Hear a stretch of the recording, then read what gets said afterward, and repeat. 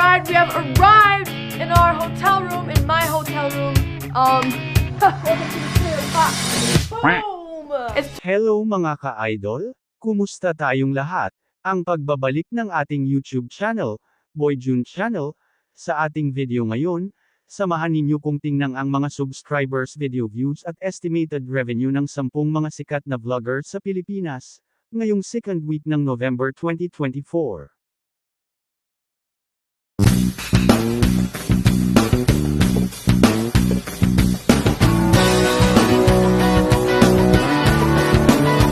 Ang number 10, Mommy Toni Fowler, Toni Marie Boto Fowler, Filipino actress, rapper, and social media personality, born on July 22, 1993, may YouTube subscriber itong umaabot ng 9.9 million, may video views itong umaabot ng 1,427,309,241. At ngayon sa bulan ng November, ang lumalabas na estimated revenue umaabot ang kanyang kinikita ng $61,500 times 59, may 3,600,028,500 pesos. Number 9, Jonelle Dominic, born on January 9, 1999, age 25, student of tourism management at De La Salle University of Dasmariñas, Cavite. May subscribers itong umaabot ng 9.96 million at may video views itong umaabot ng 4,047,692,862.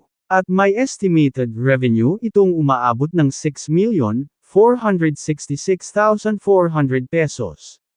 Pang number 8, Doc Willie Ong, born on Manila on October 24, 1963, medical degree at the De La Salle Medical and Health Sciences Institute, College of Medicine of De La Salle in 1992, Filipino cardiologist, and politician, may subscribers itong umaabot ng 9.9 million, at video views na umaabot ng 1,533,251,910.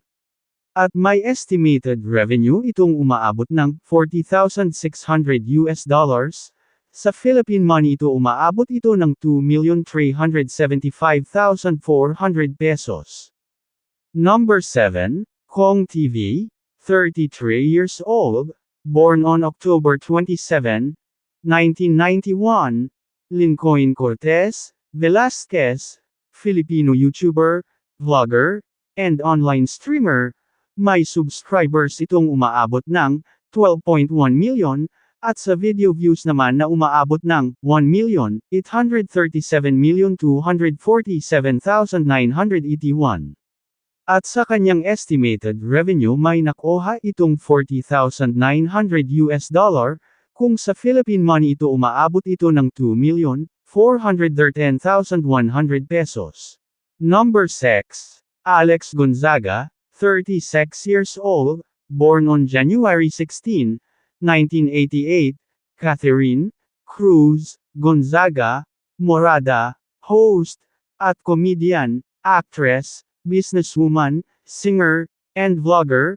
May subscribers itong umaabot ng 14.2 million, at sa video views naman na umaabot ng 1,677,536,306. At may nakuha itong $55,700 kung sa Philippine money, umaabot ito ng 3,286,300 pesos. Zinab Harake Muhammad Ocampo, 25 years old, born on December 11, 1998, Filipino-Lebanese, model, actress, internet content creators, social media influencer, and YouTuber. May subscribers itong umaabot ng 14.4 million subscribers, at video views naman ito na umaabot ng 1,052,186,208. At may nakuha itong US dollars na umaabot ng 37,900 kung sa Philippine money ito umaabot ito ng 2,236,100 pesos. Rance Kyle, 27 years old, born on May 6, 1997, Rance Kyle, Vinyl, Evidente, Ong Si, Filipino actor, dancer singer, and social media personality, sister ni Yana Guerrero, at vlogger. May subscribers itong umaabot ng 15.2 million subscribers. At video views na umaabot ng 1,839,194,336. At may US dollars itong nakuha, na umaabot ng 7,300 kung sa Philippine money ito umaabot ito ng 430,700 pesos. Number 3 na tayo, Yana Guerrero, 18 years old, born on January 27, 2006. Yana Jose, Evidente Guerrero, Filipino actress, singer, dancer, and social media personality. Dance cover with brother, Rance Kyle, at isang vlogger.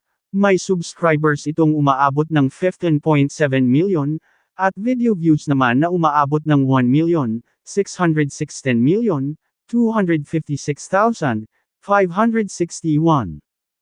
At dito may nakuha itong 13,400 US dollars, kung sa Philippine money ito umaabot ito ng 790,600 pesos. Pang number 2 na tayo, Ivana Alawi, 27 years old, born on December 25, 1996, Miriam Said Samir Marbella, Alawi, Filipino actress, model, and YouTuber. May subscribers itong umaabot ng 18.3 million, at may video views itong umaabot ng 1,568,940,049. At may US dollars itong nakuha na umaabot ng 42,000, at sa Philippine money ito, umaabot ito ng 2,478,000 pesos. At dito na tayo sa number 1, ngayong second week of November, walang kupas si Sir Raffy Tulfo in action, siya pa rin ngayong ang maraming subscribers at pinakamalaking kita, o estimated revenue. May subscribers itong umaabot ng 28.6 million subscribers, at video views nitong umaabot ng 610,945,720,400. At dito sa kanyang US dollars estimated revenue, may nakuha itong 356,400 US dollars, kung sa Philippine money ito, umaabot na ito ng 21,027,600 pesos. Ang laki na pala ng kita ni Senador Raffy Tulfo. Congrats po, idol. At hanggang dito lang tayo mga ka-01. Kung nagustuhan ninyo ang ating video, paki-like, subscribe naman po. Maraming salamat po sa inyong lahat.